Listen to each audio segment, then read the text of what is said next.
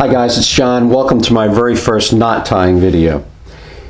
I'm at Dad's cabin spending an evening alone, and I wanted to take this opportunity to give you some foundational principles for knot tying. And we'll basically be grappling with some terminology that we will use in future videos. So I've got a piece of 8mm cordage here that has been tied into a million knots a million times, and what I'd like to go over first are just the parts of the rope. So the end of the rope, that we'd all just call the end in generic terms, is technically called the working end of the rope.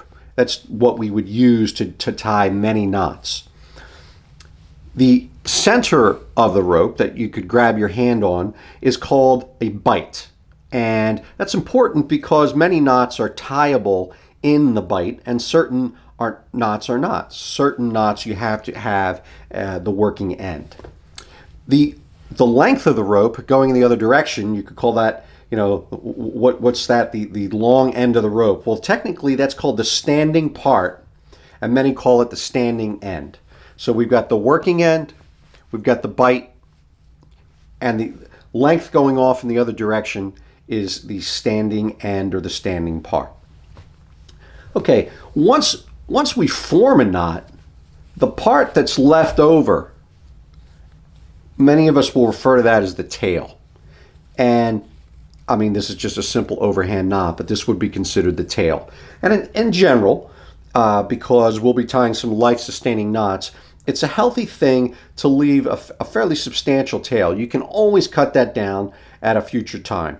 But if you ever were to entertain yourself watching rope and knot strength test videos, you'll notice that when a knot tends to go, the tails tend to get sucked into the knot. And so it's just a good best practice to have a nice, relatively long tail at the end of your knot. So that's just terminology. Working end, bight, standing end or standing part, and then the tail is what's sticking out of the end of the knot. Okay. Now, let's talk about types of knots. So, everything falls under the broad category of knot, but for purposes of climbing, which my videos will focus on, we are going to be dealing with hitches. A hitch is a knot that's used to tie a rope to an object, and that object could be another rope. The other type of knot we'll be working with is a bend. And a bend is a knot which unites two ropes. It's a fixed and static knot that unites two ropes, or the both ends of a single rope to form a loop. So those terms are important. And the one that's a little tricky is, well, what about friction hitches? Because we'll be tying some of those. Well, as the name might imply, a friction hitch or a friction knot is technically considered a hitch because it is not static like a bend is. So a hitch includes friction hitches like the Michoacán, like the Blake's hitch. These sliding grip knots are all considered hitches. So I'm going to demonstrate just a couple basic parts of knots real quickly so you can get those and recognize them in other knots. So I'm going to grab the center of the rope right here, the bight, and I've created a loop out of it. So this is a loop, and if I take this end around, I've created a turn. Okay, start again with a bight of rope, bend it, I've created a loop, turn it so that one part goes over the other, and we've created a turn.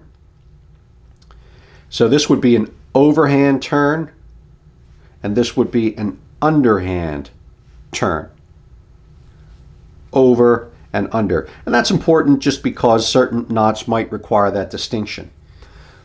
And so, for example, a clove hitch. I'll quickly tie a clove hitch and I tie that by making an overhand turn, a second overhand turn, and then tucking the top one behind the bottom one.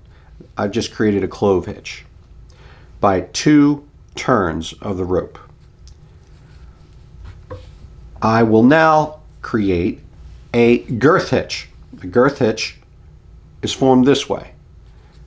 Now, a girth hitch and a cow hitch, if you look those up, they are fundamentally the same architecture right here. It's just that if you are creating a cow hitch, it's to tie an object, typically a cow is where it came from, to a post. It's not a very secure knot. Tension's applied on one side.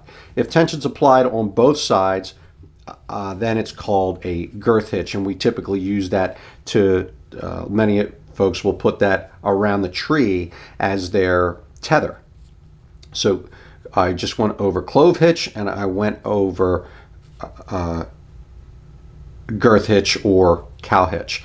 And then I'm going to leave you with the most fundamental knot in the book, and that is the overhand knot. Right? We've all tied this knot 1,000 times, a lot of times by accident. But as simple as it sounds, the overhand knot is a foundational principle. It is an underlining part of the design and architecture of so many different knots. So, for example, some of my favorite bends that are used to unite two ropes, it turns out that the overhand knot is how they're architected. My favorite bend, the hunter's bend, is really two overhand knots wedded together. The Zeppelin bend is also two overhand knots tied together a different way. And even the Alpine butterfly bend, which is really the same as the Alpine butterfly knot, but with the loop severed effectively. The Alpine butterfly bend is also the marriage of two overhand knots. And so I want you to just go over these terms and don't take this knot for granted, because this is the foundation of so many different knots. So for example, I'll leave you with a real one, and that is the poacher's knot, which is a double overhand noose knot. It's built